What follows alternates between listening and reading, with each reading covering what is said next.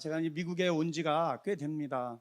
제가 2차로 미국에 온 것이 벌써 7월 26일 날 들어와서 7월 25일 날 들어와서 3주간 이상이 경과된 것 같습니다. 저는 이 영화와 이야기, 드라마를 만드는 사람인데요. 특별하게 한미동맹과 국군포로 프로젝트 때문에 지금 2차로 4개국 지금 로케이션 촬영을 하고 있습니다. 다행히 코로나로 2주간 격리되는 그 기간에 하와이 열방대학교에서 북한 통일을 위한 복음 집회가 있다고 박상원 목사님께서 권면해 주셔서 일정을 잘 맞춰서 어차피 2주간 격리 기간이 없으면 한국에 들어가서 2주간 격리돼야 될 텐데 그 준비를 좀 잘 해서 여기 도착해서 얀센 예방접종을 하고 2주가 지나는 동안 다른 보충 촬영도 하면서 이 집회에 참여할 수 있게 되었습니다. 어느 것 하나 주님께서 이끄시지 않은 것이 없음을 고백합니다. 오늘 1부, 2부를 합쳐서 1시간 20분 정도 짧게 말씀을 선포하려고 하는데요. 저는 전쟁에 관련되어 있는 말씀을 드리고자 합니다. 지금 영적 전쟁의 시대인데요. 또 한국 전쟁과 관련되어 있는 이야기, 또 나라를 빼앗겼을 때 어떤 일들이 벌어졌는지에 대해서 과거와 현재, 미래에 하나님께서 어떻게 우리 민족과 이 시대를 사용하고 계신지에 대해서 증거하고자 합니다. 먼저 해리슨 팀장님 영상 1, 2, 3를 한꺼번에 다 플레이해 주시면 좋겠습니다. 지난해 포괄적 차별금지법이 통과된 이후에 삶을 재현해 많은 이들에게 충격을 줬던 단편 영화 이프 패밀리가 시즌2 공개를 앞두고 본격적인 촬영에 들어갔습니다. 시즌2는 실제 탈동성애와 탈트랜스젠더의 이야기를 비롯해 차별금지법이 통과된 해외의 사례를 담아 사회에도 적지 않은 파장을 줄 것으로 예상됩니다. 조유현 기자의 보도입니다. 지난해 유튜브를 통해 공개된 단편 영화 이프 패밀리의 시즌2 촬영 현장입니다. 윤 감독은 차별금지법의 위험성을 알리는 일을 멈추지 않기 위해 시즌2 제작을 결심했다고 밝혔습니다. 그러니까 전 세계가 우리를 지금 목도하고 있어요. 어떻게 대한민국이 차별금지법을 막아내는지. 미디어가 공기처럼 우리 청년들을 미혹시키는 세대인데 이런 영상을 통해서라도 잘못되어 있는 것들을 각인시킬 수 있는 그런 계기가 됐으면 좋겠어요. 이번에 촬영되는 시즌2는 실제 탈트랜스젠더의 삶을 재현한 생명 간증 스킷 드라마가 주를 이룹니다. 탈트랜스젠더인 엄중모 형제와 이효진 전도사 등의 실제 이야기가 드라마로 구성되며 이들이 직접 출연해 간증도 이어갑니다. 미국과 영국에서 차별금지법이 통과된 후 세간의 논란을 불러일으켰던 실제 사건들도 재현됩니다. 총 8편으로 제작될 이프 패밀리 시즌2는 5월 초 유튜브를 통해 공개될 예정입니다. 구티비 뉴스 조유현입니다. 성별이나 인종 또 종교 때문에 차별을 받았다는 사람이 우리 사회에는 많습니다. 이런 차별을 없애고 평등권을 보호하자는 취지의 법안이 바로 차별금지법입니다. 그동안 여러 차례 이 법안이 추진됐지만 국회의 문턱을 넘지 못했고 그래서 지난해 다시 발의된 상태인데 이 법안을 왜곡하는 가짜 정보들이 인터넷에 계속 번지고 있습니다. 계속해서 김도균 기자입니다. 한 개신교 단체가 차별금지법이 만들어진 세상이라며 제작한 영상입니다. 교인들이 공원에서 전도를 하자 인권센터 직원이 법 위반이라고 말합니다. 차별금지법 위반하셨어요. 예? 공원이라는 공공시설에서 특정 종교에만 구원이 있다고 하면 다른 종교를 비난한 것이 됩니다. 또 다른 영상. 동성애에 반대하는 목사의 설교를 차별금지법 위반이라고 단정합니다. 교회 설교가 차별금지법의 위반 사항에 해당하게 된다는 뜻입니다. 국회에 계류 중인 차별금지 법안입니다. 동성애에 반대하는 설교나 거리 선교를 금지하는 내용이 여기 있을까요?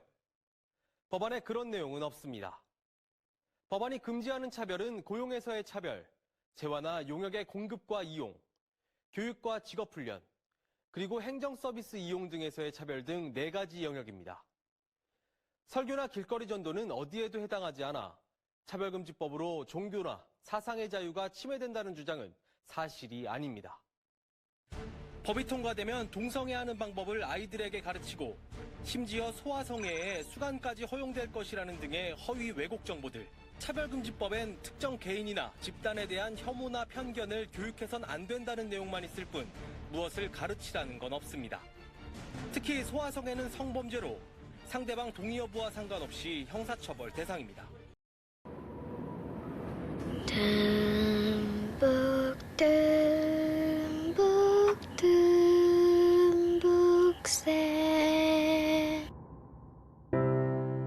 오빠야, 사람이 죽으면 벌이 된다 카대. 맞나?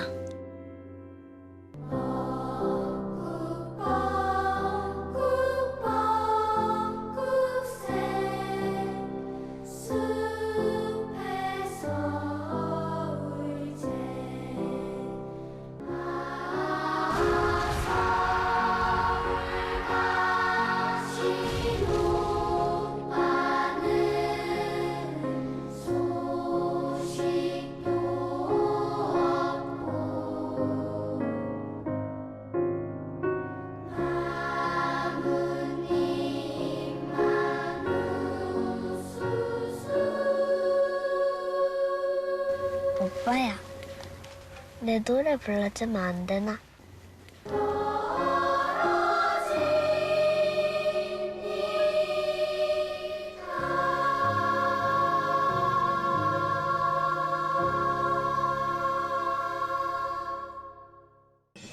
조선의 독립국임과 조선인의 자주민임을 선언하노라.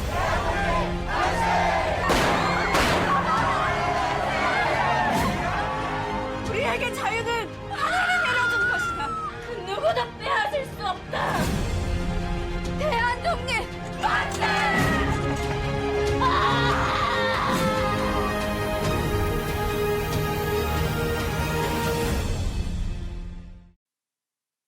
세 가지 영상을 보셨습니다. 그죠? 다 전쟁과 관련되어 있는 영상인데요.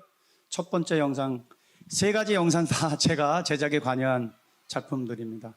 자, 첫 번째 제가 보여드렸던 이프 패밀리는 영적 전쟁과 관련되어 있는 영상입니다. 민주주의가 통과된 기독교 국가 중에 유일무이하게 차별금지법을 막아내고 있는 나라가 어느 나라인 줄 아십니까? 바로 대한민국입니다. 차별금지법이 통과되면 하나님께서 말씀하신 거룩을 증거할 수 없게 됩니다. 그런데 한 가지 현상을 보고 두 가지 반응이 나옵니다.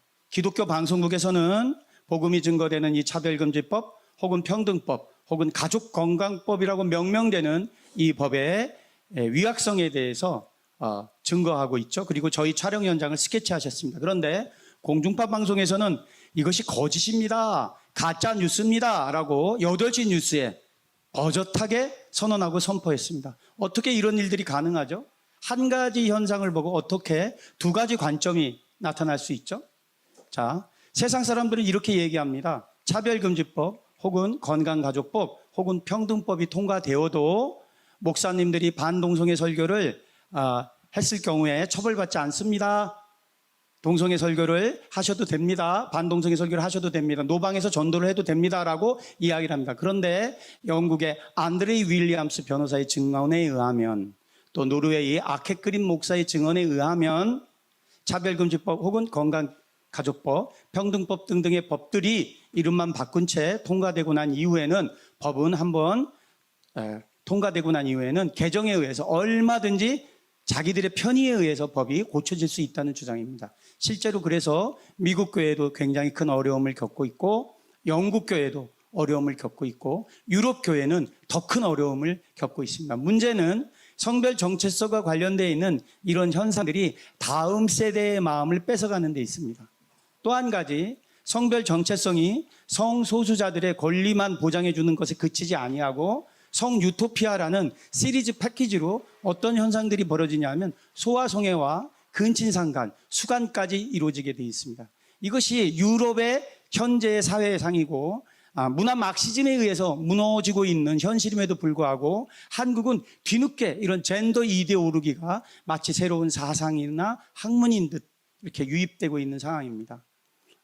저는 이제 기독교인으로 영화와 드라마를 만드는 사람으로서 이 영적 분별력에 대해서 남다른 경험을 갖고 있습니다. 2008년도 전까지 저는 세상 사람이었고요. 무속인들, 인간문화재 만들어주던 사람이었기 때문에 어둠의 영들이 어떻게 우리 후대를 틈입하고 뺏어가는지에 대해서 민감할 정도로 이렇게 알게 하시는 기름 부음이 있었습니다. 이제 파워포인트로 넘어갈까 합니다. 해리슨 팀장님. 자, 이국정 교수라는 분이 골든아워라는 말을 사용했습니다. 골든아워는 중증 외상외과에서 마지막으로 환자를 살릴 수 있는 그 시간을 골든 아워라고 합니다. 흔히들 일반 분들은 골든 타임이라고도 얘기하죠. 한국 교회와 한국 사회가 영적으로 지금 그 마지막 골든 아워에 해당되는 시기에 있습니다.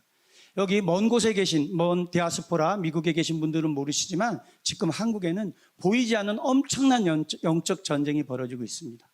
바로 이 차별금지법을 통과시키기 위해서 정의당에서 이미 차별금지법이 발의가 됐죠. 근데 이와 비슷한 법들이 건강가족법이나 평등법이라는 이름으로 정말 이름만 바꿀 뿐이지 내용의 기본적인 골격은 동일한 그런 법안들이 끊임없이 발의되고 있습니다. 이것을 막아내는데 정말 평신도 지도자들이 뛰쳐나와서 정말 이 순간에도 아마 지금 오후 1시로 기억되는데요. 지금 한국 시간 1시에도 국회 앞에서 혹은 학부모님들이 연대해서 외치고 있습니다. 이 법의 통과를 막기 위해서. 다음 페이지요. 제가 이거 누르면 되는군요. 자, 또 한 가지 작년에 있었던 사회 현상에 대해서 살펴보도록 하겠습니다. 어떤 일이 있었냐면 코로나가 발현됐습니다. 이 코로나로 확대된 것들 중에 하나가 미스미디어의 영향력이 더 강화됐다는 것입니다. 즉 대면 예배가 사라지게 되고 비대면으로 예배까지도 비대면으로 드려지게 되는 것이 이제는 당연시하는 세상이 됐죠. 그러니까 우리가 갖고 있었던 기존의 가치 체계와 상식과 환경 체계가 바뀌게 됐습니다. 코로나 팬데믹에 의해서요. 바로 이럴 때 더욱더 후대의 마음을 지키느냐 아니면 빼앗기느냐 가장 중요한 시대입니다. 그래서 잠언서 4장 23절에 무릇 지켜야 할 것 중에 더욱 내 마음을 지켜라. 생명의 근원이 여기서 남이라. 또 사도행전 1장 8절 아주 중요한 말씀입니다. 저한테 기름 부음을 주신 유일무이한 말씀입니다. 저는 이 말씀 한 기절 갖고 여러분들 지금 어느 곳에 가든지 이 말씀으로 기름 부음을 받습니다. 제가 이 말씀을 통해서 무속인들에게 인간문화재를 만들어주는 그런 죄인 중에 죄인이었던 저에게 이 말씀을 성령께서 주심으로써 제가 하나님의 아들이 되었거든요. 그래서 오직 성령이 너에게 임하면 너희가 권능을 받고 예루살렘과 온 유대와 사마리아 땅 끝까지 이르러 나의 증인이 되리라. 여기서 증인은 여러 가지 뜻을 함의하는데요. 바로 후대의 세워짐도 함의를 하고 있습니다. 자, 코로나 팬데믹 현상이 터졌을 때, 코로나가 터졌을 때 한국 사회에서 가장 큰 사건 중에 하나가 신천지라는 이단 교단의 정체가 밝혀지게 된 일입니다. 또 한 가지에는 그 신천지라는 이단의 폐해가 밝혀졌을 때 우리들이 놀란 것들이 있어요. 신천지라는 그 교단의 가장 큰 특징 중에 하나가 그 기하급수적으로 청년 성도 수가 급증했다. 교세가 갑자기 기하급수적으로 확증되었다. 또 두 번째, 제가 무속인들 인간문화재 만들어주던 사람이었다고 했잖아요. 그러니까 이단들도 다음 세대 청년들에게 집중을 하고 있다는 뜻이고요. 두 번째, 무속인들이 자기가 죽기 전에 가장 하고 싶어하는 것이 무엇이냐면 신제자를 세우는 거예요. 제자 양육을 하는 거예요. 귀신도 제자를 세우길 원해요. 이단도 청년에게 집중해요. 왜 청년에게 집중할까요? 다음 세대가 청년에게 달려 있으니까. 헛되고 제가 미국 촬영을 하면서 두 가지 기쁜 소식을 받았습니다. 세상 사람들이 봤을 땐 유가족에겐 좀 죄송스러운 말씀일 수도 있지만 제가 존경하는 장로님 중에 한 분인 주대준 장로님께서 8월 1일 날 소천하셨고요. 저와 함께 기도 모임을 만들고 저 방송 영화 번역의 지도자셨던 우리 유수열 장로님이 어저께 소천하셨습니다. 84세로. 그런데 처음에는 슬픈 마음이 들었지만 어저께 집회 도중에 제가 저에게 온 급한 부고 문자를 보고 바깥으로 나가서 하늘의 별을 보면서 기도드렸습니다. 하나님께 무릎 꿇은 하나님의 아들들을 천국으로 인도하여 주셨음을 확신합니다.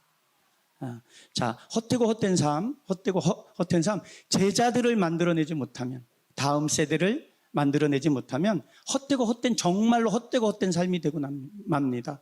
제가 존경하는 두 분의 장로님이 소천하셨다는 그런 소식을 이 미국 촬영 중에 듣게 되니까 정말 헛되구나 이런 마음과 함께 만약 이 일이 오늘 나에게 벌어진다면 나는 주님께 무엇이라 이야기할까? 만약 이 일이 우리들에게 벌어진다면 여기 계신 믿음의 선배님들한테 벌어진다면 강석진 목사님한테, 또 김재학 목사님한테, 또 박상원 목사님한테, 우리 김 교수님한테, 김학성 선교사님한테 넌 무엇 하다 왔니? 너는 어떤 일을 하다 왔니? 라고 물으면 우리는 어떻게 대답할 수 있을까? 다행히 우리는 코나에서 집회를 하고 하나님의 말씀을 선포하고 후대를 세우기 위해서 기도했기 때문에 그나마 좀 위안은 되지만, 무슨 말씀을 드리고 싶냐면 어둠이나 이단도 제자 양육의 생명을 건다는 것입니다.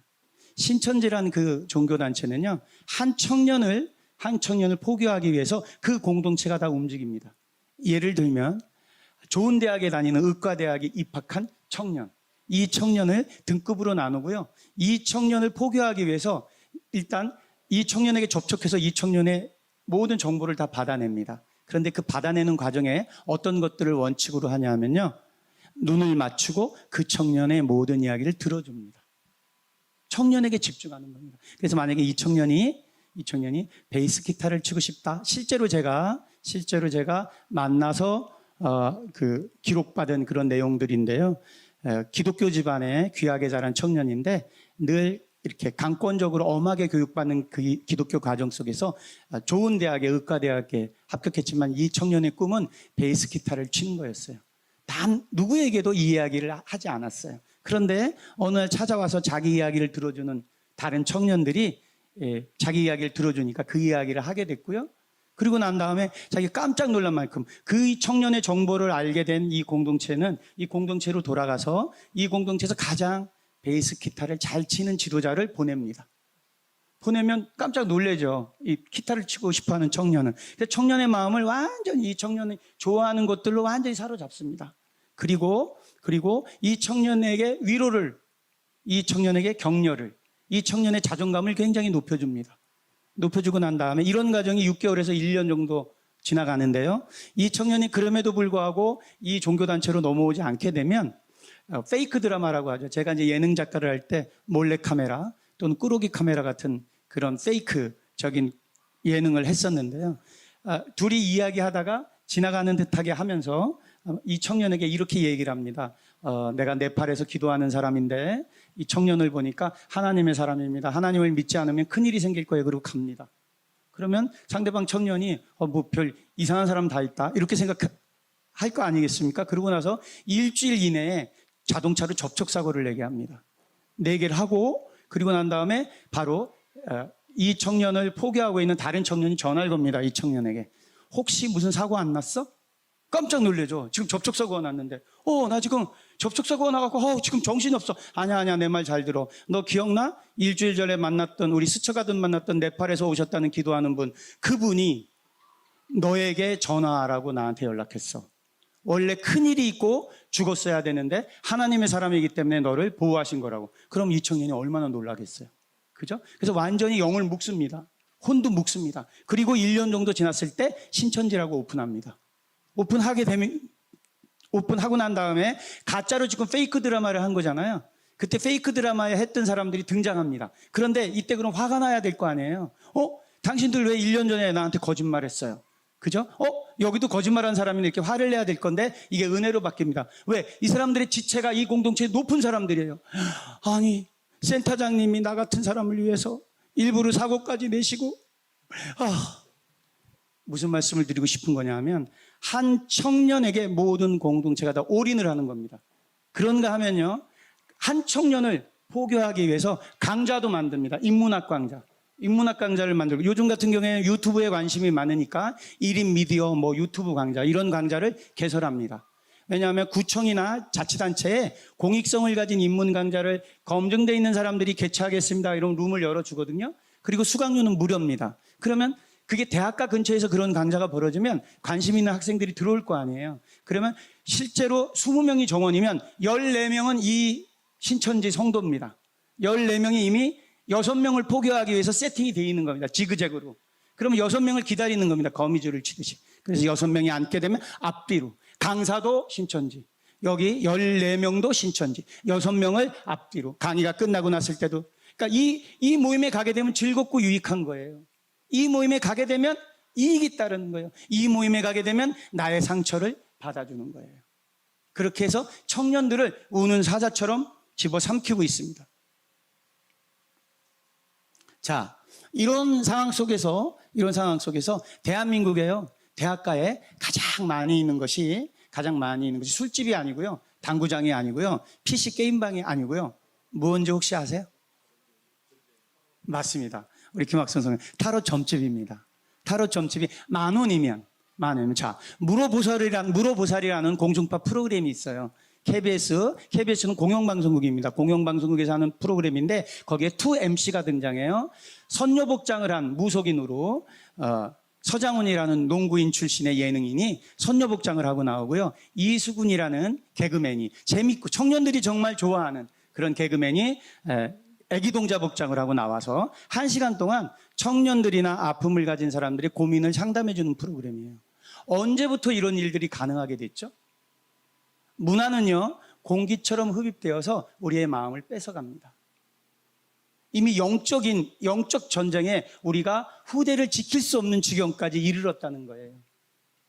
주일학교에서 1시간 성경 말씀의 권면으로는 세상에 나가 있는 미디어로 틈입되어 있는 미디어의 마음을 뺏긴 우리 아이들을 지킬 수 없습니다.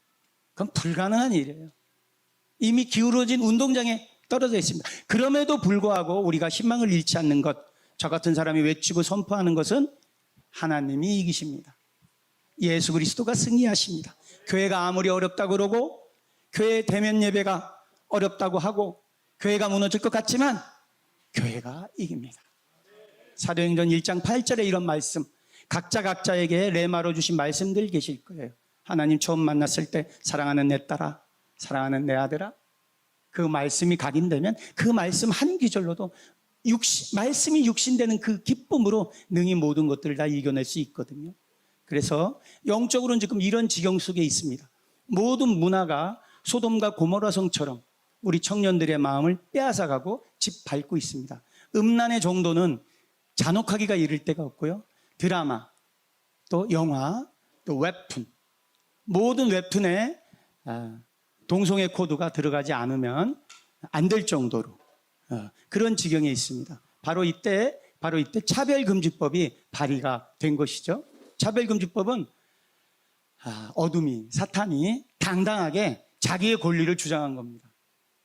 한국, 여기 원래 조선일 때 내 땅이었어요. 하나님, 이 땅은 버림받은 백성들이 사는 곳이에요. 어둠이 살고 있던 곳이에요. 원래 내 지분이 있던 곳이에요. 그런데 제가 잠시 한눈을 파는 사이에 하나님의 사람들이란 사람들, 160년 전, 200년 전서부터 시작된 하나님의 사람들이란 사람들이 와서 순교함으로써 거룩의 피가, 어린 양의 보혈의 피가 덮여줌으로써 우리가 선택받게 된 거잖아요. 그런데 이들이 이제는 법으로 하나님께 정면으로 도전하고 있습니다. 성경을 보게 되면요, 곳곳에 인본주의의 가장 큰 마지막 악이 동성애라는 그런 증거가 선포되어 있습니다. 그죠? 소돔과 고모라 성이 멸망하게 된 가장 큰 원인이 동성애입니다. 동성애, 차별금지법, 이 법이 왜 위약하냐 하면요, 인간 스스로 자기의 성별을 선택할 수 있다는 그런 주장입니다. 이 법이 통과되고 나면요, 인간의 기호, 애호에 따라서 오전에는 남성이 됐다가 오후에는 여성이 됐다가 저녁 때는 중성으로, 그죠? 이 법이 통과된 나라는 남성, 여성 이외에 젠더, 중성, 화장실, 모든 공공기관에 이런 것들을 선포하고 선언합니다. 불행하게도 이스라엘도 이 법이 통과됐어요. 전 세계에 유일무이하게, 정말로 저는 그래서 놀랄 수밖에 없어요. 하나님이 정말 이 민족을 선택하셨고 주장하셨고 이끄시는구나. 자, 저는 청년기 때 결손 가정에서 자라났기 때문에요, 청년기에 대한 아픔이 있어요. 그런데 성령께서 저한테 신천지에 관한 것들을 알게 해주시면서 신천지를 나온 그런 무수히 많은 10,000명이 넘는 신천지를 떠난 청년들이 있는데요, 이 청년들이 성경을 200구절을 암송하는 거예요. 그런데 성경을 200구절을 암송하다 보니까 정말 죄송스러운 표현인데요, 이 청년들 눈에 진짜 교회, 진짜 목사를 분별할 수 있는 그런 능력이 있는 거예요. 왜냐하면 청년이 200구절을 외우니까. 그리고 신천지의 폭의 가장 큰, 이건 전 장점이라는 표현을 감히 쓰겠습니다. 장점이라는 표현 중에 하나는 진정한 신천지에 인침받은 교인이 되려면 2명을 전도해야 돼요. 생명으로 전도해야 돼요. 목숨 걸고 전도해야 돼요. 그러려면 200귀절을 암송할 수밖에 없어요. 그래서 이 미디어가 빛과 어둠의 도구이듯이 말씀도 어둠이 사용할 수 있어요. 성경에도 사탄의 말도 있단 말이에요. 그렇듯이 제가 신천지를 나온 200명의 청년들, 이 귀한 청년들에게 긍휼한 마음이 들었어요.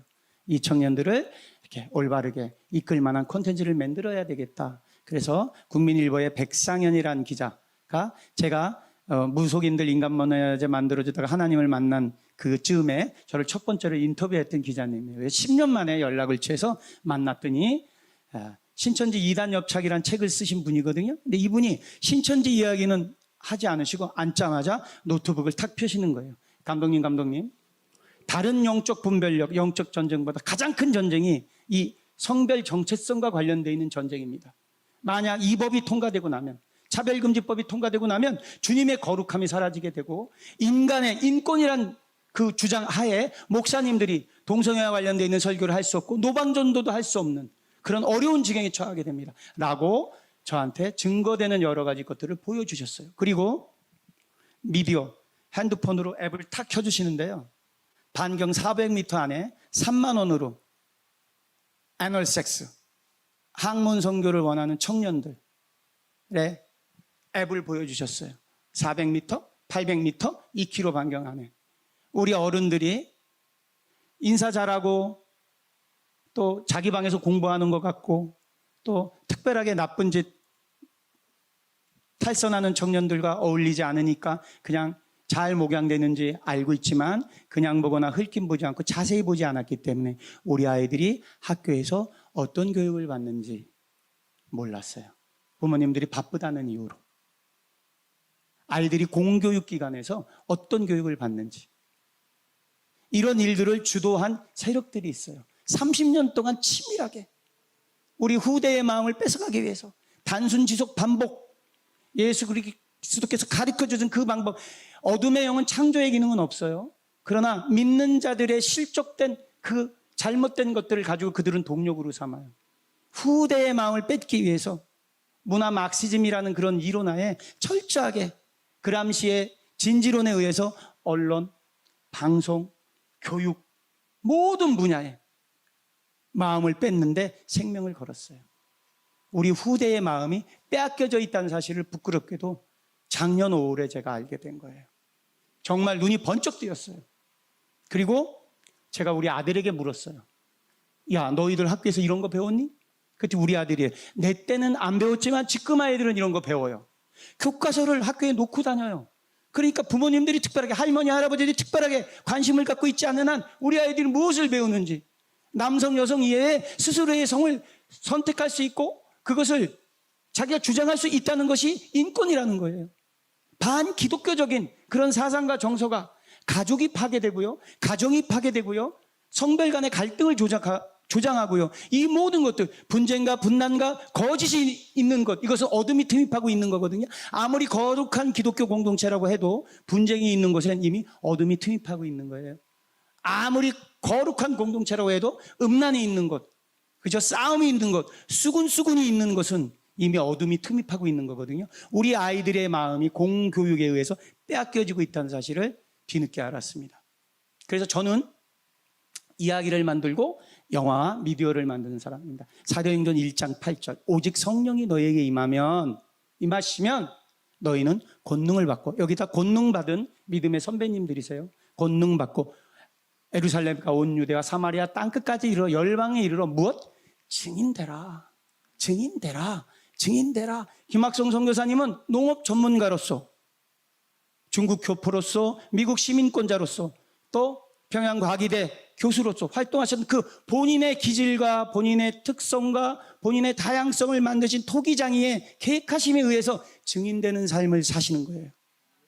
우리 사모님은 박상원 목사님께 늘 기도, 또 귀한 자녀분들에 대한 목양, 열방을 향한 기도의 사명으로 증인되는 삶을 살고 계시는 거예요.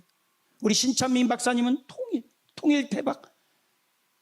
정말 신창민 박사님 다른 이야기 할 때는 죄송스러워요. 힘이 없어 보이는데 통일 얘기하실 때는 정말 눈에서 기운이 그냥 20대 청년 못지않는 신창민 박사님에게는 통일이 증인되는 삶이신 거예요. 그래서 저는 이야기를 만드는 사람이니까 그 이야기를 딱 듣는 순간 차별금지법을 막아내는 어떠한 일이라도 내가 이걸 만들어야 되겠다라고 해서 이브 패밀리를 만들게 됐어요. 자, 이브 패밀리 왜 만들었냐? 미디어가 법인 세상입니다.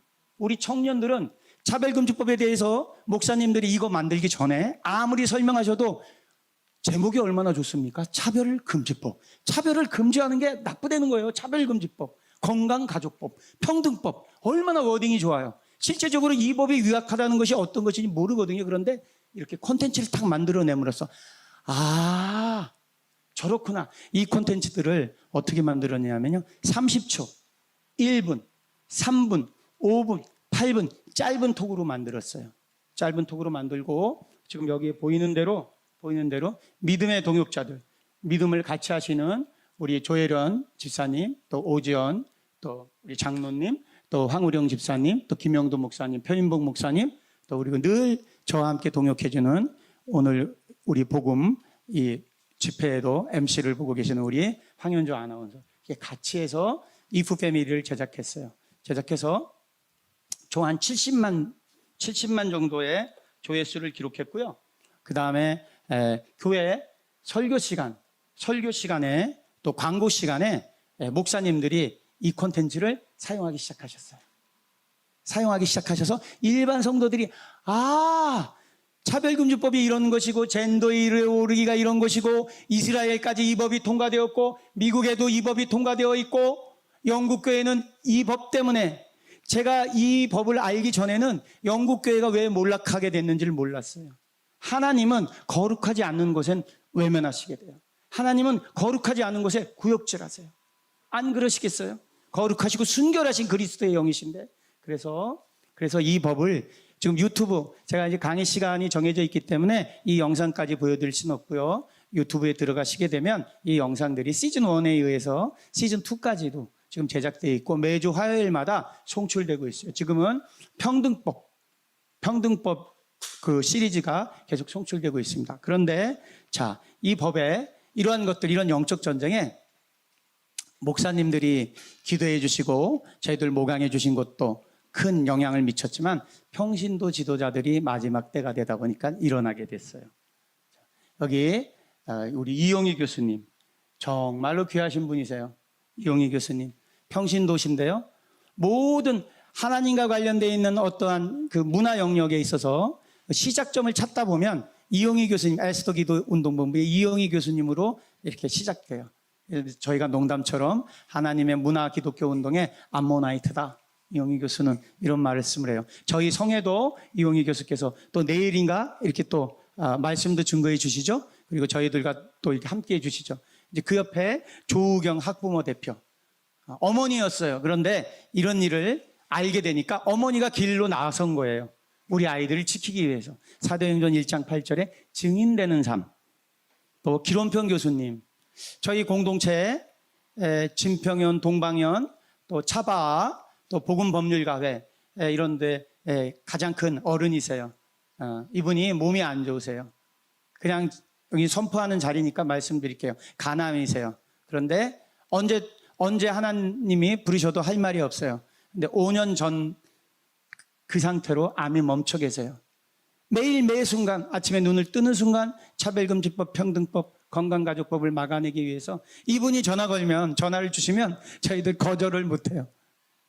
근데 큰 소리로 뭐 이것저것 뭐 길게 얘기하시지도 않아요. 국회 앞에서 이런 일이 벌어지고 있는데 윤학열 감독님 어떻게 시간이 돼요? 이렇게. 그런데 그 어눌하신 그 말씀 속에 간절함이 있어요. 다윗의 간절함 같은 간절함이 있어요. 후대를 우리 때에 지켜내지 못하면 너 뭐하다 왔니? 너 뭐하다 왔어 도대체? 다음 세대를 어떻게 지켜내지 못했니? 너희 민족 너희 나라에 어떤 기름 부음이 나의 계획이 무엇인지 왜 너는 순종하지 못했니? 그렇듯이 기론평 교수의 존재만으로도 저희들 큰 힘을 얻고 있습니다. 그래서 길 교수님 아마 하나님께서 이 소명과 사명을 주셨으니까 계속 건강도 주실 것을 확신해요. 우리 신창민 박사님에게도 동일하신 사명과 소명이 계시니까 대동강변에 통일되어서도 통일 대박 강연을 하실 것을 선포합니다. 그리고 이제 우리 김지연 약사님, 약사가 일어났어요. 기름 부음. 고신교단의 5대 믿음의 가문의 딸인데요. 용사고 전사예요.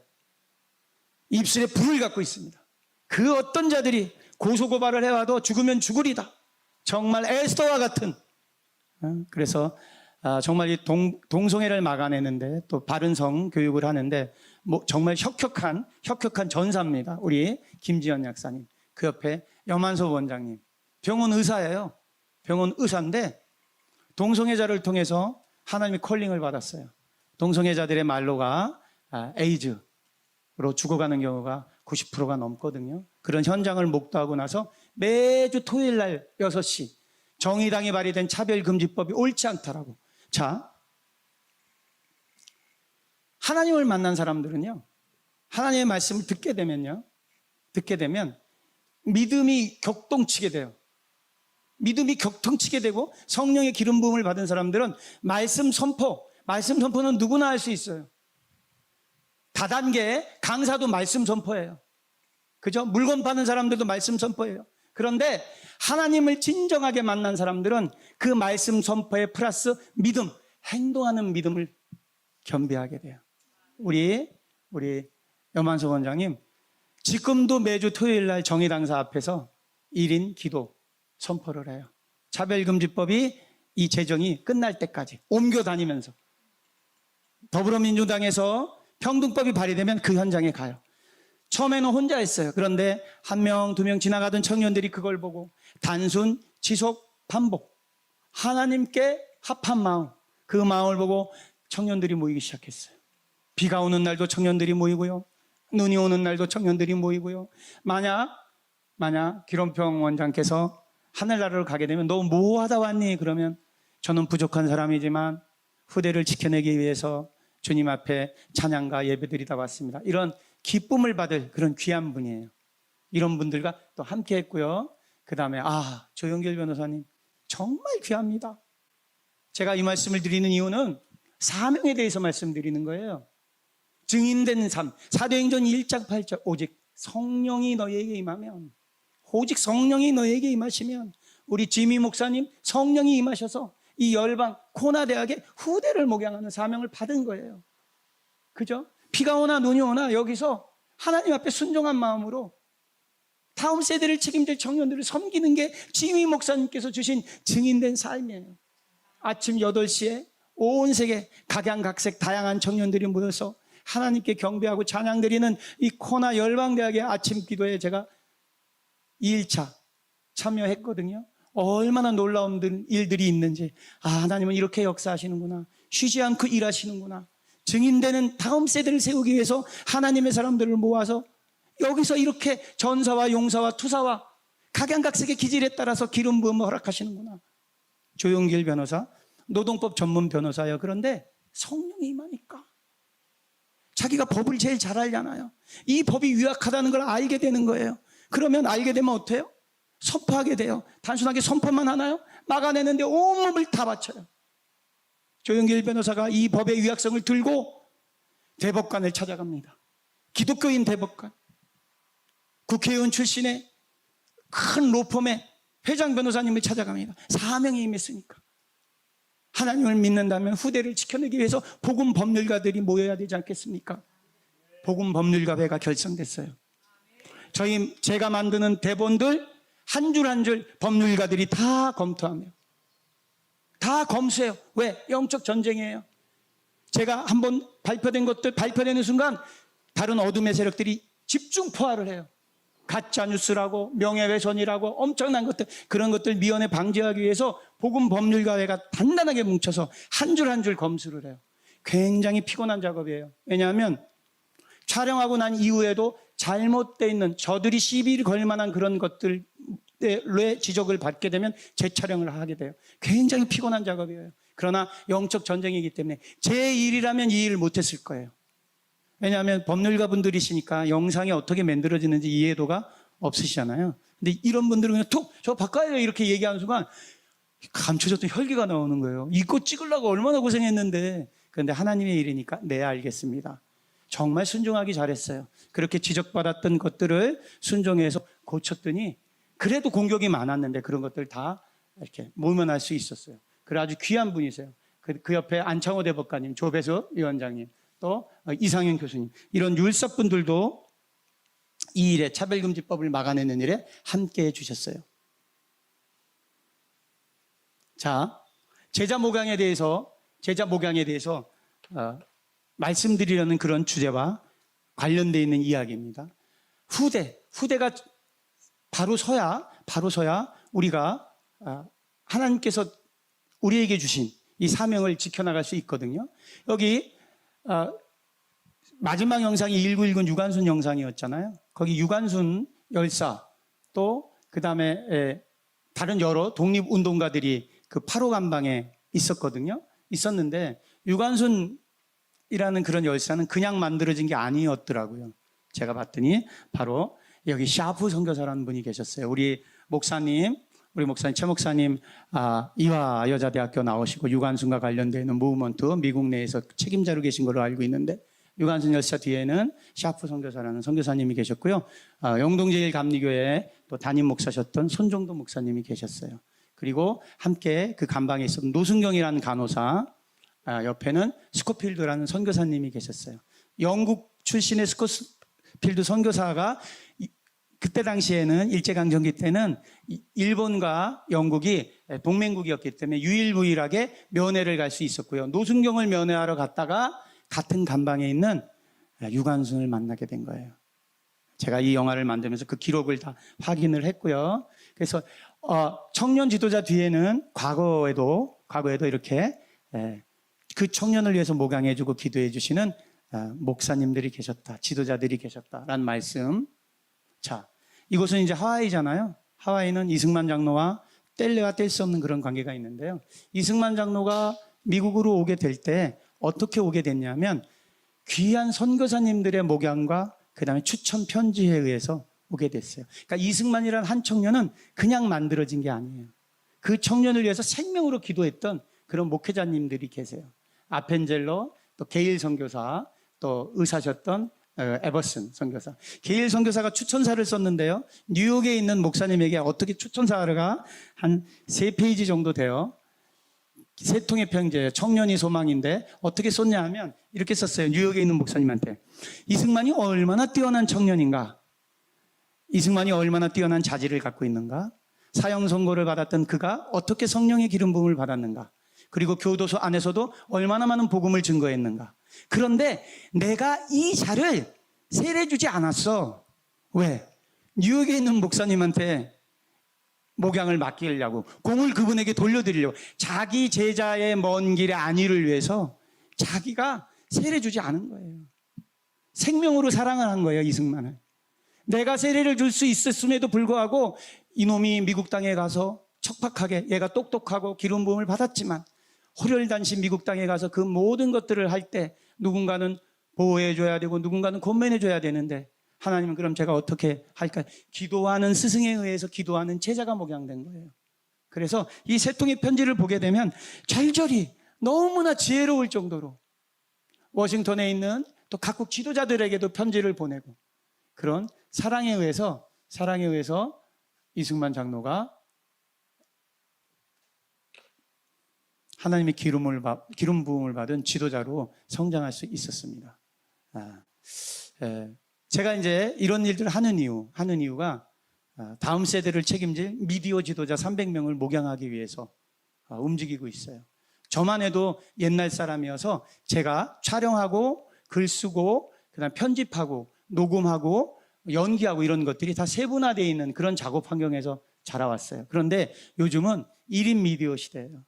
한 청년이 찍고요, 한 청년이 편집하고요, 한 청년이 글을 쓰고요, 한 청년이 출연해요. 이런 것들을 제자 목양을 하지 않으면 후대를 지킬 수 없게 돼요. 이제 가상세계라는 과학이 우리 앞에 목도하게 됩니다. 불과 2-3년 안에 이 가상세계, 어떤 장치 하나만 끼게 되면 실물보다 더한 그런 세계 속으로 들어가는데 이것이 포르노 산업과 결부되면 중독의 영 중에 가장 큰 중독의 영을 맞이하게 됩니다. 그럼 걷잡을 수 없어요. 동성간의 성행위를 뛰어넘는 엄청난 중독이에요. 아주 작은 재종으로 그러한 중독의 영에 우리 후대가 물들게 되면 정말 지킬 수 없는 세상이 와요. 그런데 빛과 어둠의 전쟁에서 그런 것들도 막아낼 만한 방법을 하나님께서 여기에다 가르쳐 주셨잖아요. 성경은 살아 역사하시는 하나님의 말씀이에요. 저는 글을 쓰는 사람이니까 이 성경 안에는요 맞춤표가 없어요. 그거 아셨어요? 맞춤표가 없어요. 쉼표만 있어요. 왜 맞춤표가 없을까요? 어제도 오늘도 영원토록 동일하신 예수 그리스도의 영은 살아 역사하시거든요. 살아 역사하셔요.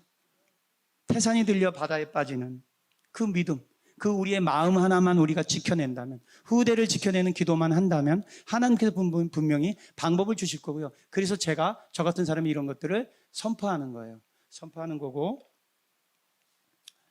이제 2부로 넘어갈게요. 2부로 넘어가는데 우리 브레이크 타임 없이 제가 한 20분에서 30분만 더 증거하도록 하겠습니다. 2부 영상은 제가 이런 왜 미국에 왔고 어떠한 것들을 찍고 있는지, 또 이런 것들이 왜 지금 이 시대에 필요한지, 이것도 전쟁과 관련되어 있는 거예요. 영상이 3개 정도 돼요. 먼저 영상 먼저 해리슨 팀장님 플레이해 주세요. 1950년 7월 18일부로 전원 전방으로 배치될 것이다.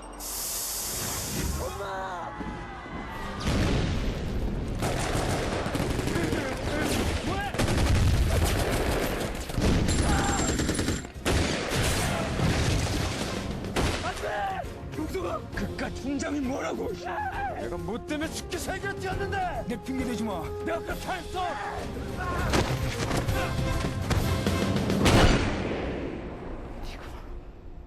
네가 죽였어.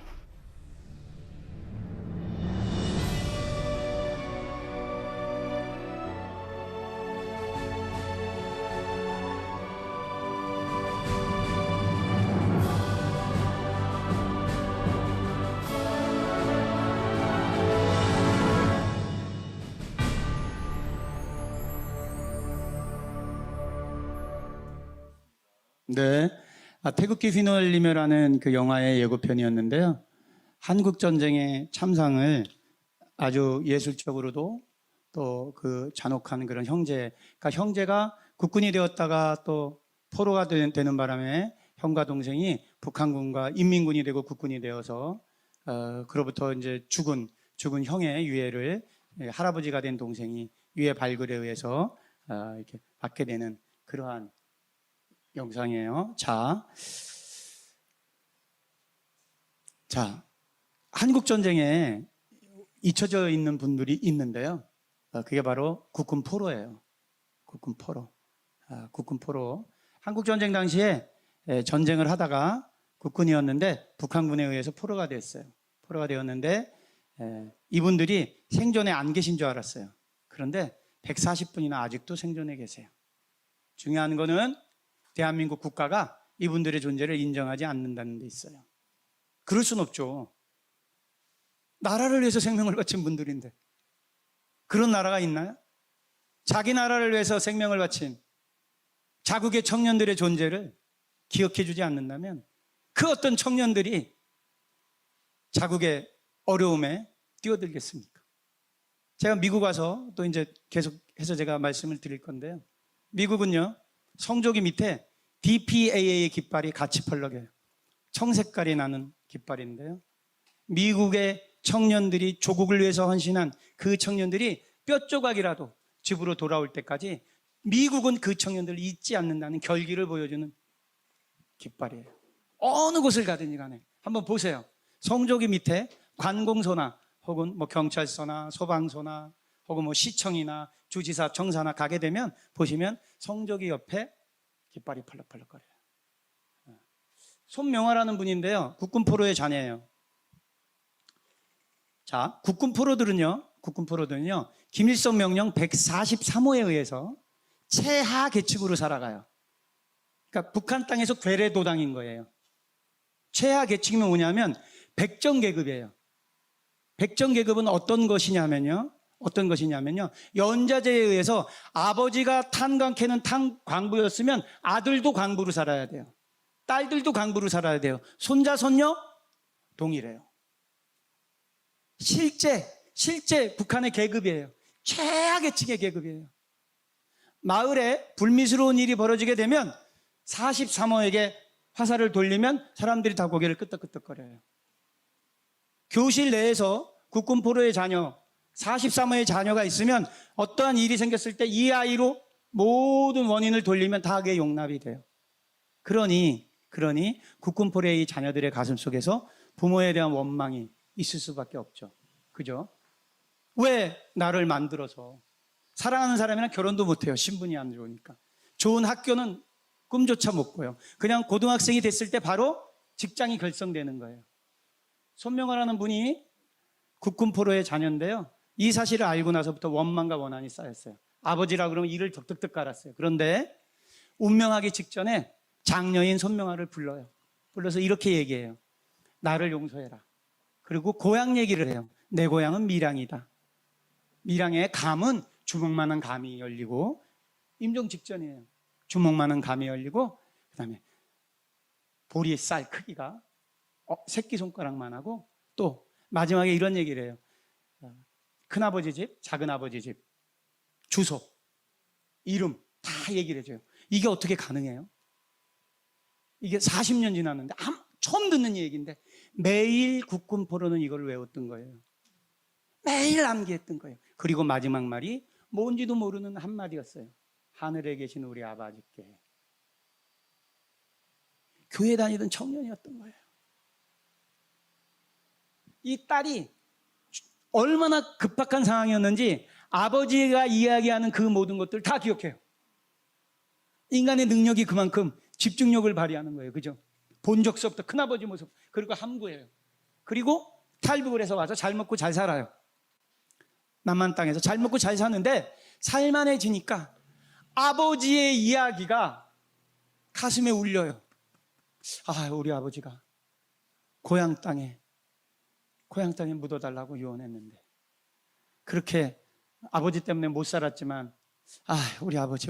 그래서 용기를 내서 북에 남아있는 가족들에게 연락을 해요. 아버지 저기 묻혀있는 데 가서 뼈를 이렇게 해서, 그리고 한국에 있는 몇 개 도네이션 단체에게 읍소를 해요. 그래서 아버지의 유해를 가져오는데 인천 항구로 들어오는데 참 어리석어요. 이 대한민국. 참 국군 포로의 유해가 온다고 이걸 언론에 도와준 단체에서 오픈시켰던 거예요. 인천항에 들어오자마자 막 모든 언론사에서 스포트라이트 터뜨리는 순간 펑펑 울기 시작해요. 이분이. 왜? 아버지의 유해를 자기 혈족이 발굴했잖아요. 이게 언론에 오픈되는 바람에 죽은 아버지의 유해를 가져오려고 살은 오빠와 남동생과 여동생 교화소로 끌려가게 되고 남동생은 죽게 돼요. 살은 죽은 아버지의 유해를 가져오려다가 살은 혈족을 문제는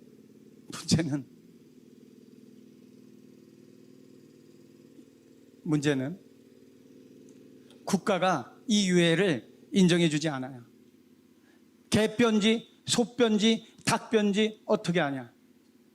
그리고 국군 포로는 정전협정이 이루어진 그날 다 전사자로 일괄 처리됐기 때문에 구제할 방법이 없다. 그래서 이분이 원광대학교 행정학과를 디지털 사이버 대학에 들어가서 법을 공부해요.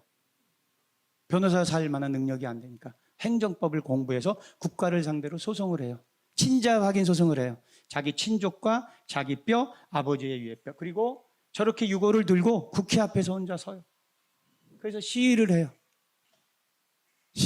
그런데 그저께 우리 연영 학생이 했던 것처럼 사도행전 1장 8절의 말씀, 성령이 오직 너에게 임하면 권능을 받죠. 그 권능은 세상 어려움을 이겨내는 거예요. 체면, 환경, 처지 이런 것들을 뛰어넘는 거예요. 저분 마음속에 아버지의 원망과 원한만 이겨내겠다는 그런 마음이 있었던 것이 아니라 국군 포로에 대한 긍휼함이 들어오게 된 거예요. 하나님을 믿는 사람에 대한 사명이 들어오게 된 거예요. 그래서 비가 오나 눈이 없나 저렇게 홀로 시위를 하게 돼요. 그래서 승소하게 돼요. 친자 확인 소송에서. 승소하게 되는데 문제는 국군 유공자로 인정을 안 해주는 거예요. 아버지를 대전 현충원 국군이었잖아요. 나라를 위해서 싸웠잖아요. 그죠? 모든 기록이 다 있는데. 그죠? 그래서 국가를 상대로 해서 소송을 하게 됩니다. 그래서 5년 만에 승소를 해요. 대전 현충원에 안장이 돼요. 이런 거 알려야 되지 않나요?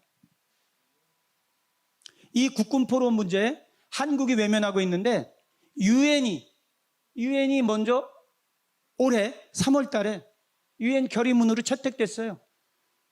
한국 전쟁 당시의 국군 포로와 그 유가족에 대한 인권 문제에 대해서 북한에 대해서 엄정하게 우리가 관찰하고 그 유가족들 지위 확보를 위해서 노력할 것이다. 이게 말이 되나요? 조국은 외면하고 있는데 어떻게 유엔에서 이런 것들이.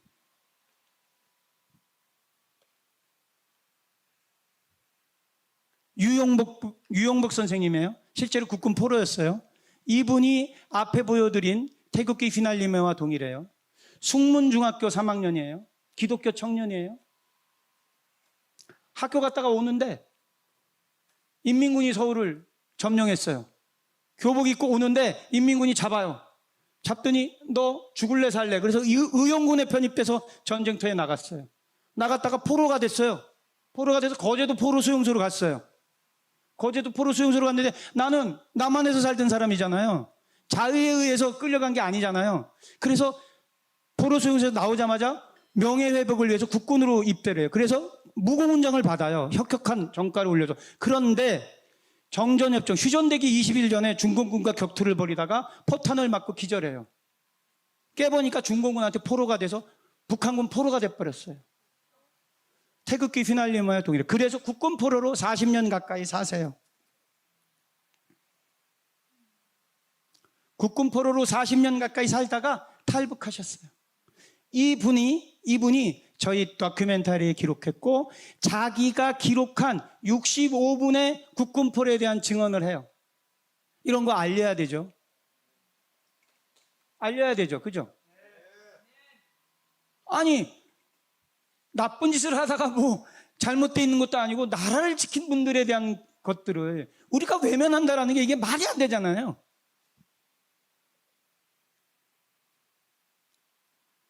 앞에 손명아 씨가 그렇게 해서 아버지의 명예를 회복하니까 다른 국군 포로 자녀들도 욕심이 생기는 거예요. 우리 아버지도 그러한데. 그런데 앞에 앞선자가 있으니까 매뉴얼이 생겼잖아요. 아, 직계 가족을 고용해서 유해를 발굴해서는 안 된다. 직계 가족들의 피해가 가니까. 그러니까 그럼 돈을 주고 다른 부록화를 사서 유해를 발굴해야 되겠다. 그래서 이연순 씨가 자기 아버지 이규만 선생의 유해를 발굴해요. 직접 중국 국경 지역으로 가서 두만강변을 통해서 부록화들에 의해서 북어상자 3군데의 유해가 나눠져서 왔는데 불행하게도 국경수비대, 중국 국경수비대에게 걸려요. 걸려서 추조를 받는 거예요. 부록화들은 북한 사람들이니까 이제 최고랑을 차고 있고 이틀에 걸쳐서 신문을 봤는데 사람이라는 게 이렇게 육감이라는 게 있잖아요. 이 일이 잘못되고 있다라는. 그래서 잠시 취조하던 공안이 한눈을 팔 때 얼른 마지막 상자에 있는 뼈, 그 북어대가리로 포장된 뼈 안에 손을 넣어서 뼈 2개를 이렇게 빼요. 엉치뼈 하나랑 이 다리뼈 하나. 그걸 품에 넣고 대한민국 국적이니까 석방되게 돼요. 그래서 상반신은 다시 북송되고 하반신만 대한민국 땅으로 가져오게 돼요. 문제는 여기서부터예요. 국가가 또 인정을 안 해요. 그래서 그런데 좀 쉬워요. 손명아 선생이 일을 해놨으니까. 매뉴얼이 있으니까. 국가를 상대로 동일하게 소송을 해요. 동일한 방침에 의해서. 자, 이렇게 하다 보니까 국가에 대한 마음이 사라지게 돼요. 이분은 영국 가셨어요.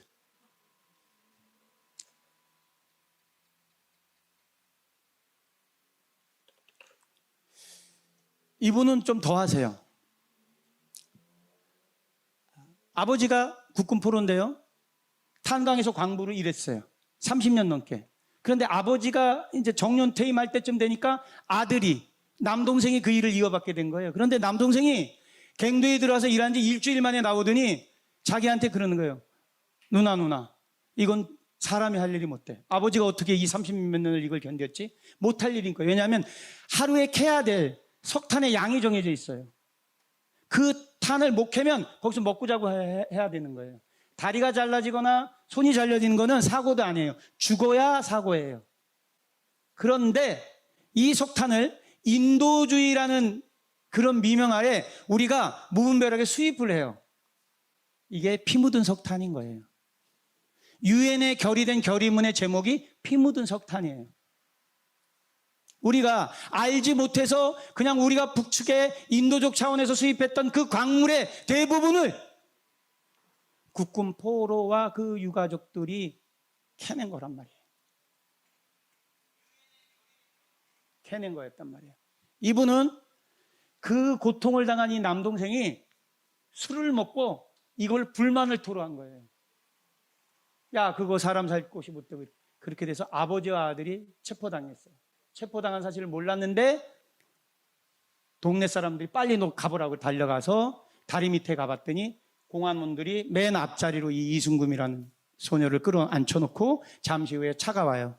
차가 딱 보니까 아버지와 남동생이에요. 포승줄에 묶인. 바로 보는 데 앞에서 총살을 당했어요. 남동생의 뇌수가 자기 앞으로 튀었어요. 그래서 그 뒤로 실어증에 걸려요. 말을 잃어요. 말을 잃고 중국으로 꽃제비가 되다시피 해서 우리가 이렇게 언급하기 어려운 그런 여러 삶의 어려움을 거치고 그 어려움 속에서도 이제 자녀를 낳았고요. 자제분은 또 불미스러운 일로 이렇게 돼서 대못을 삼키고 또 교화소에서 죽게 돼요.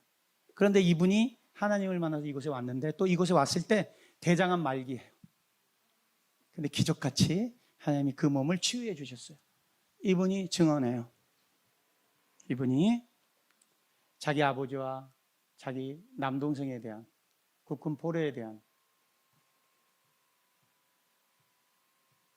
파워포인트 넘어갔으면 좋겠습니다.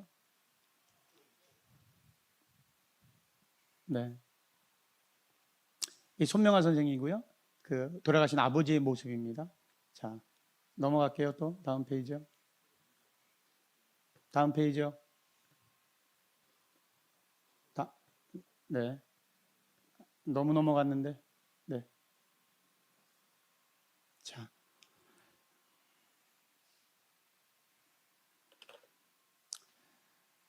이분들 제가 다 만났고요.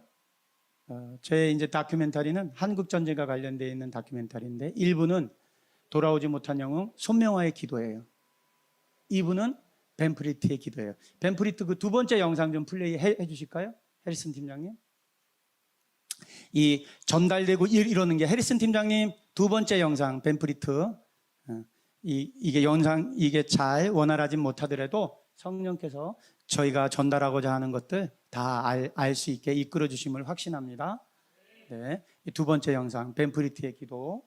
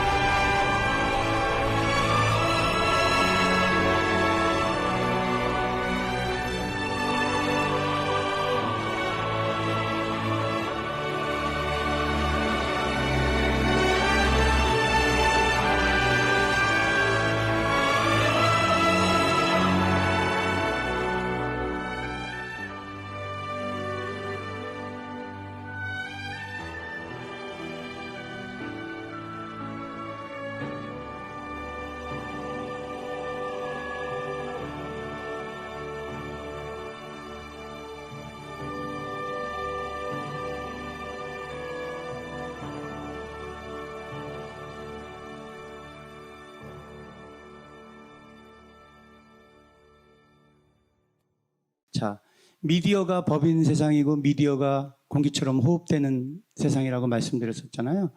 한미동맹이 잊혀진 전쟁이 되고 있는데요. 한국전쟁이. 그래서는 안 돼요. 한미동맹은 한국에게 굉장히 중요한 이유가 있습니다. 하나님의 계획에도 중요한 원인을 차지하고 있고요. 그래서 후대에게 한국전쟁과 관련되어 있는 것들을 잊지 않게 하려면 이런 영상들을 만들어야 돼요. 어렵고 힘들더라도. 한국의 민주주의를 위해서 헌신한 미국의 군인들이 계세요. 장병들이 계세요. 그 중에 대표적인 분이 이 파워포인트 말고요. 이제 두 번째. 벤프리트 장군이에요.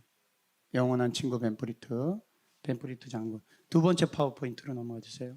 이분이 건국과 부국 사이에 어떤 중간 역할을 했어요. 제가 그냥 말로 할게요. 그냥 미8군 사령관이었는데요. 미8군 사령관이었는데 이승만 대통령을 도와서 북침 통일을 주장했고요. 또 육군 사관학교를 만들었어요. 그리고 한국의 근대화를 위해서 생명을 바쳤어요. 그런데 이분이 왜 그런 일이 가능했냐면 부임하고 1년 된 그날, 파워포인트가 좀 있었으면 좋겠는데 부임되고 바로 된 그날 자기 외아들이 벤프리트 주니어예요. 공군 조종사예요. B-26기를 타고 압록강 순천 지역에 출격을 나갔다가 격추당해요. 그런데 그 격추당했다는 소식을 듣자마자 미8군 사령관이에요. 지금 전쟁을 지키고 있는 미8군 사령관이에요. 격추당했다는 소식을 듣자마자 3시간 정도 숙고하다가 바로 이렇게 명령을 내려. 내 아들을 수색하지 마라. 내 아들을 수색하기 위해서 다른 전우와 아군의 희생이 있어서는 안 된다. 이런 일이 가능할까요? 왜 아들인데? 근데 이 아들이 출격 나가기 전에 어머니에게 썼던 편지가 있어요. 사랑하는 어머니께 눈물이 편지를 적시지 않았으면 합니다. 저는 자원에서 전투비행 훈련을 받았고 B-26을 조종합니다. 저를 위해 기도하지 마세요. 동료들을 위해 기도해 주세요. 이들 중에는 귀국을 기다리는 아내도 있고 아직 가정을 이루지 못한 사람도 있습니다. 저는 최선을 다할 것입니다. 그게 저의 임무입니다. 아들 짐 올림. 노블레스 오블리주예요.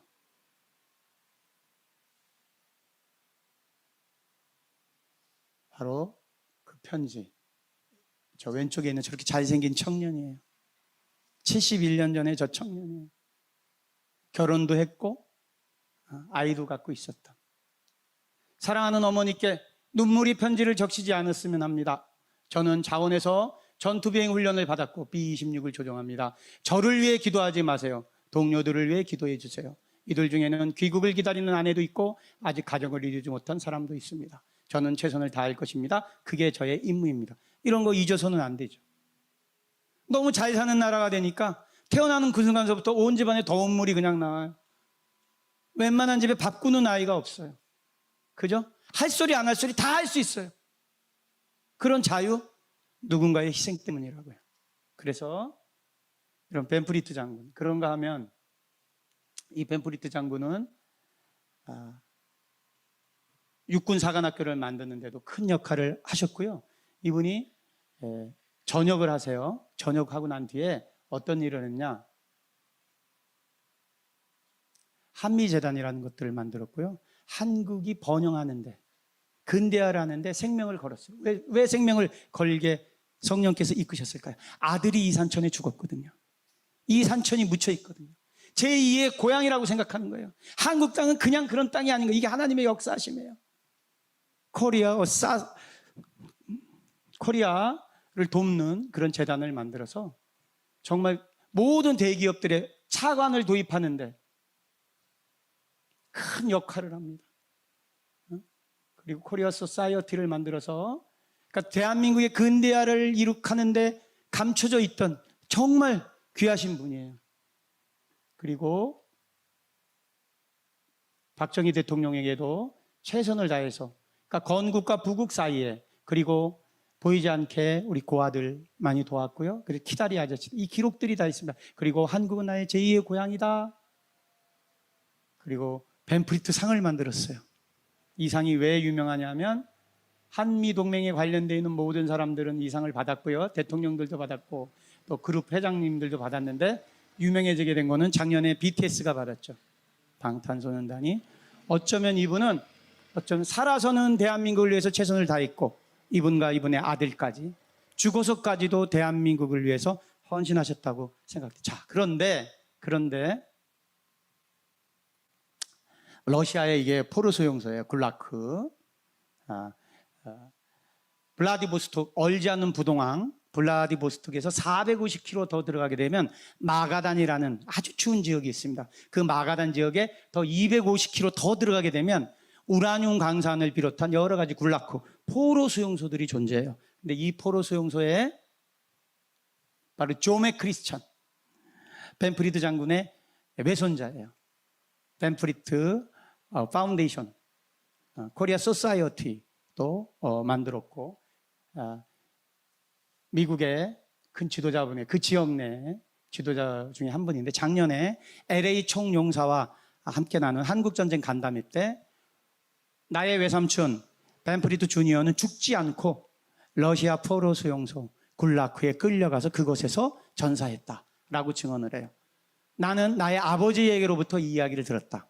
근데 조메 크리스찬의 아버지는 육군 정보부 참모예요. 이 집안이 다 군인 가족이거든요. 그래서 제가 이 소리를 제가 안 들었으면 안 하는데 이 소리를 제가 들은 거예요. 확인을 해야 될 거 아니에요. 그죠? 그래서 제가 이메일을 보냈고 줌으로 여러 차례 서로 검증하는 회의를 했고 제가 버지니아 마샬 재단까지 찾아가서 이분에게 직접 듣습니다. 왜 듣습니까?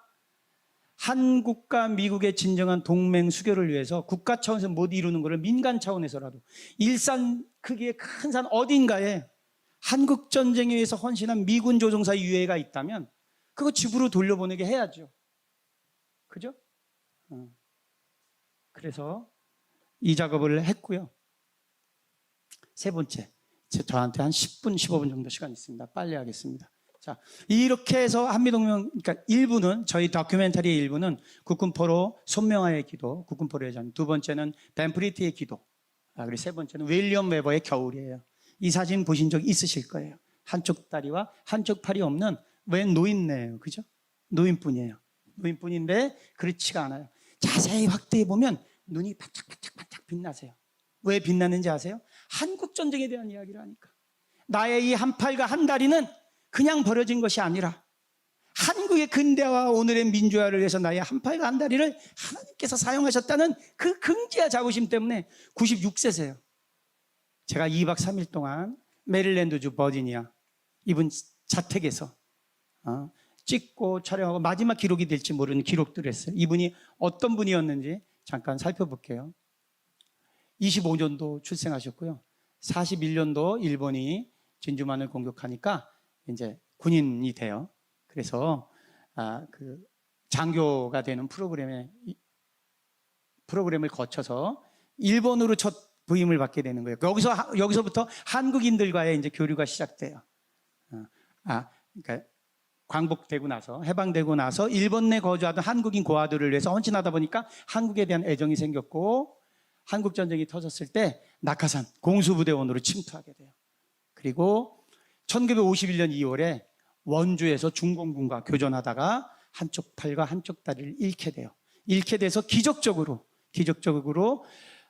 원주에서 서울로, 서울에서 일본 시모노세키로, 시모노세키에서 샌프란시스코로 너무나 혁혁한 군인이었고 너무나 놀라운 전과를 울렸던 군인이었기 때문에 이분이 잘못되면 미군의 사기가 떨어지기 때문에 총력을 다해서 이분의 생명을 구했던 거예요. 그런데 얼마나 의지가 강한 분이냐면 이중수적을 잃은 군인이 다시 현역에 복귀한 1호 케이스예요. 자기의 의지 때문에. 그래서 현역에 복귀했고요. 미국의 역대 대통령들을 도와서 큰 역할들을 했고 한국전 참전 클린턴 또 이거 레이건 그리고 우리 웰링턴 국립묘지 가게 되면 저 용사상이 있죠. 19명의 용사상. 저 상 중에 맨 마지막이 윌리엄 웨버 대령이에요. 자, 이 웨버 대령이 2016년도에 호명식을 했어요. 2016년도에 어떤 호명식이냐? 자기와 참전했던 참전 용사들의 호명 이외에 이 윌리엄 웨버 마음속에 어떤 마음이 있냐면 자기를 도왔던 카츄샤 병에 대한 마음이 있는 거예요. 전 너무나 부끄러웠어요. 이분과 이야기를 할 때. 나에 대해서 뭐 고마움이나 이런 것들을 느끼지 마라. 나는 나를 도와서 그 야밤에 함께했던 한국인 전우 카츄샤에 대한 생각을 단 하루도 잊은 적이 없다. 그래서 이분 마음에 웰링턴 국립묘지에 카츄샤 병들이 못 들어온 게 그냥 마음에 걸리는 거예요. 걸려서 당시에 무관이었던 신경수 장군에게 카츄샤 병에 대한 명단을 좀 주시오라고 얘기를 해요. 그런데 명단이 전수조사가 안 돼 있는 거예요. 그래서 식당에서 윌리엄 에버 대령과 사모님 그리고 신경수 장군이 만나는데 불가능합니다. 대령님 실제로 1000여 명밖에 명단을 못 구해요. 그랬더니 이 대령님이 한 팔과 한 다리가 없으잖아요. 일어서시면서 오른손으로 책상 테이블을 치면서 식당에서 공공장소 식당에서 치면서 난 단 하루도 나와 함께 했던 전우들을 잊은 적이 없다. 군인인 당신이 어떻게 당신 입에서 그런 소리가 나올 수 있는가 라고 호통을 친 거예요. 그리고 이제 와요. 오는데 그 외침이 그 일갈이 마음에 계속 남는 거예요. 신경수 장군한테. 그런데 그 다음날 더한 일이 생겨요. 사모님한테 전화가 와요. 장군님 어저께 혹시 우리 웨버 대령이 무례를 범했다면 용서해 주십시오 라고. 그 말을 듣게 되니까 부끄러운 게 더 가중되는 거예요. 그래서 직을 걸고 참모총장에게 전화를 걸어요. 총장님, 제가 누구입니다. 제가 지난 며칠 동안 있었던 일을 보고 드리겠습니다 라고 해서 이 저간의 사정을 얘기하는 순간 참모총장께서 30초 정도 침묵하세요. 우리가 무엇을 어떻게 하면 좋지? 그래서 명령을 내려주십시오. 그래서 전수조사가 이루어지게 돼요. 사실 군인들은 이 명령체계이기 때문에 이런 보고가 쉬운 일이 아니에요. 자기 직을 걸고 하는 거예요. 그런데 다행히 이 귀한 일들이 이루어져서 전수조사가 이루어져 7,000명이 넘는 참전용사의 이름이 알려지게 된 거예요. 지금 참전용사들의 그 벽이 그냥 만들어지는 줄 알잖아요. 모르잖아요, 후대가. 그냥 뭐 벽 하나 만들어져서 뭐 나라의 뭐 이렇게 국가 지도자들이 사진 찍고 행사하나 보네. 이 벽이 어떤 벽인지를 알려야 되잖아요. 그죠? 그래서 근데 문제는 명단은 확보했는데 국립묘지잖아요, 이게 웰링턴이. 공원묘지법은 함부로 고칠 수가 없어요. 그리고 외국인의 이름이 들어가는 게 불가해요. 그런데 이분이 상원의 보좌관 출신이에요. 몸이 불편함에도 불구하고. 그래서 의원들의 심리를 너무 잘 아세요. 그리고 미국의 상원의원, 저도 들은 거예요. 미국의 상원의원은 마음속에 차기 대통령이 될 수 있다는 그런 마음들을 갖고 계시대요. 전 들은 거예요.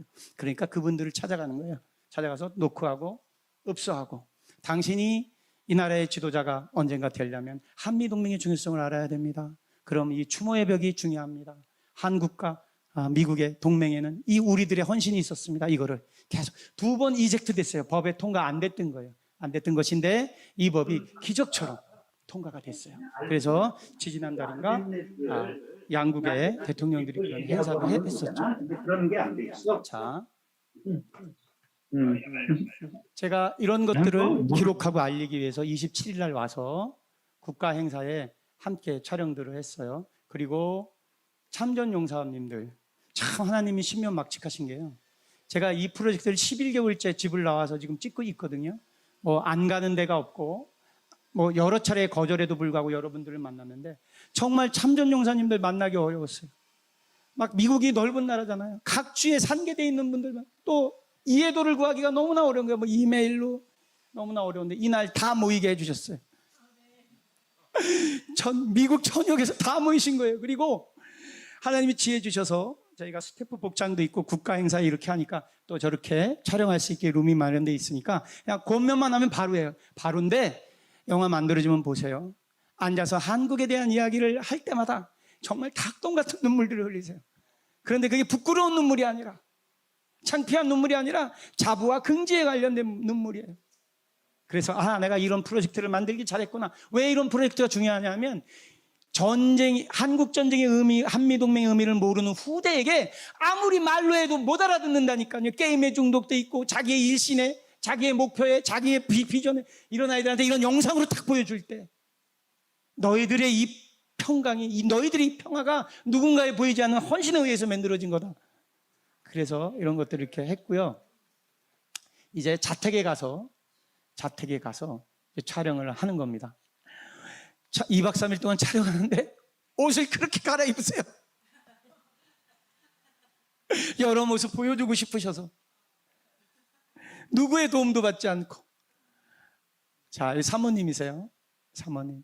휠체어 탄 저 다리, 저 팔. 그 옆에 이제 요 밑에 그림은 며느님이에요. 요분은 며느님. 네. 그리고 지하에 그러니까 자긍심이 넘치시니까 이분은 불편하신 게 부끄러운 게 하나도 아니에요. 너 보고 싶고 있으면 다 봐. 우리 집 다 훑어봐. 이것도 찍어도 다 찍어. 이러고 지하도 찍어도 찍어. 지하에 풀을 만들어 놓으셨어요. 그래서 매일 운동하시는 거예요. 96세신데. 왜? 한국을 한 번도 못 가셨어요. 여러 가지 일 때문에. 가고 싶으신 거예요.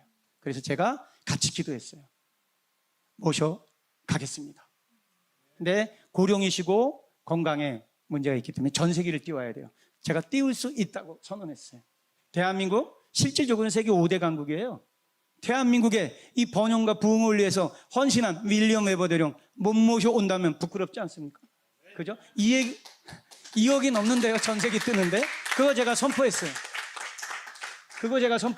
걱정하지 마십시오. 대한민국의 최고의 의료진이 동반해서 또 윌리엄 웨버 대령과 함께하는 분들까지 다 모시고 올 겁니다. 라고 얘기했고요.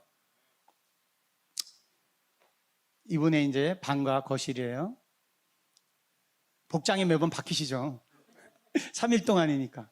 그리고 이 옆에 주민들이에요. 이 마을의 영웅이에요. 존경의 대상이에요. 교사예요, 교사. 옆집 교사가 와서 이렇게. 그러니까 스스로 자원봉사들을 하는 거예요. 하다가 또 인터뷰를 했고요. 같이 식사도. 마지막 식사는 한국 스태프들 고생한다고 불고기. 그래서 쌀밥. 해서 그 마음이 느껴지는 거예요. 그리고 이렇게 이제 떠나기 전에 이렇게. 이분 집이에요. 마지막 영상이 있어요. 이분이 한 팔과 한 다리로 쓰셔서 저한테 전체 영상에는 다 나와 있는데 그 영상 마지막으로 보여드릴게요. 그 영상. Freedom is not free. Someone must pay the price. 자유는 거저 얻어지는 것이 아니다. 누군가의 헌신으로 얻어지는 것이. 이 내용은 길어요. 근데 제가 오늘 이렇게 선포해 보여드리려고 일부러 짧게 적어했습니다. 자, 제가 이제 제작을 이렇게 하고 있다라는 걸 보고를 드렸고요. 이제 그 집회가 끝나게 되면 이틀간에 걸쳐서 하와이에도 이미 2차 촬영을 했어요. 하와이에는 어떤 것이 있느냐면 DPAA가 있어요. 즉 실종자들의 유해를 발굴하고 DNA를 추적하는 전 세계에서 가장 훌륭한 시설이에요. 거기에 최고 수석 책임자 중에 한 분이 한국계예요. 진주현 박사. 그래서 그분을 2차례에 걸쳐서 촬영을 했고요. 또 호놀룰루 참전 용사 묘지를 또 아직 촬영 못했는데 그 부분을 촬영하고 저는 귀국을 하려고 합니다. 제가 좀 두서없이 말씀드렸지만 첫 번째 1강 때는 영상 미디어의 중요성, 후대를 지키기 위해서 미디어가 빛의 도구가 되기도 하고 어둠의 도구가 되기도 한다. 반드시 다음 세대를 지켜내기 위해서는 미디어의 중요성을 알아야 되겠다. 또 두 번째 2강에서는 한미동맹의 중요성, 국군 포로 아직 돌아오지 못하고 있는 분들에 대한 것들, 또 한국 전쟁 때 한국을 위해서 헌신한 분들에 대한 기억들, 그리고 살아서 역사하는 추모의 벽을 만드는 윌리엄 웨버의 그 간절한 그 기도까지 제가 이렇게 보고회를 드렸고요.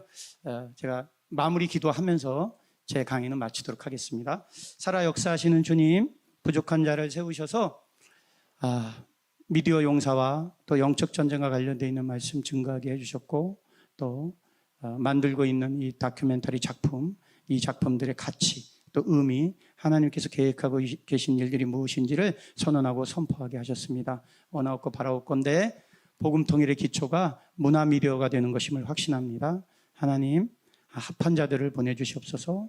시간과 재정과 믿음의 합한 자들을 보내주셔서 복음 통일에 아버지시여 동역자들이 큰 군단을 이룰 수 있도록 하나님의 용사들이 모여질 수 있도록 성령님 기름 부음 허락하여 주시옵소서. 또 오늘과 같은 이런 성회가 끊어지지 아니하고 계속 이어져서 이 선포를 통해서 다음 세대 후대가 일어나는 놀라운 하나님의 기적을 허락하여 주시옵소서. 지금 이 순간에도 북녘 땅에 옥류되어 있는 6명의 선교사들 위해서 기도합니다. 김정욱, 김국기, 최춘길, 고영철, 김원호, 함진우 성령님이시여 저희들이 드리는 이 기도로 육신의 고통으로부터 고통받고 있는 그분들에게 오늘 하루만이라도 평강을 허락하여 주시고 묶여있는 모든 것들로부터 자유함을 허락하여 주시옵소서. 또 북녘 땅의 지하 성도들의 그 기도가 땅에 떨어지지 아니하게 성령님 기름 부음 허락하여 주시옵소서. 복음 통일을 허락하여 주시옵소서. 하나님의 때와 하나님의 시간에 아버지 어린 양의 보혈의 피로 이 나라와 이 민족을 인쳐 주셨사오니 원하옵고 바라옵건대 하나님 복음 통일을 허락하여 주시옵소서. 이 모든 말씀 살아 역사하시는 우리 주 예수 그리스도의 이름으로 간절히 기도드렸나이다. 아멘.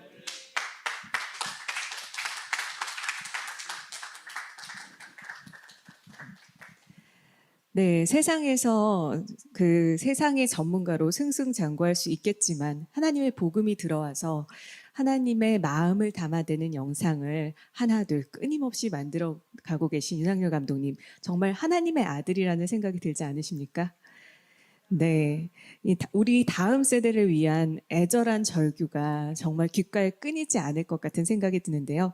이 하나님의 아들의 문화를 통한 하나됨을 위한 이 발걸음이 정말 의미 있는 발걸음이 지속될 수 있도록 여러분께서 계속해서 기도해 주시고 끊임없이 응원해 주시면 좋을 것 같습니다. 네, 다시 한번 응원과 감사의 박수, 여러분 사랑의 박수 부탁드립니다.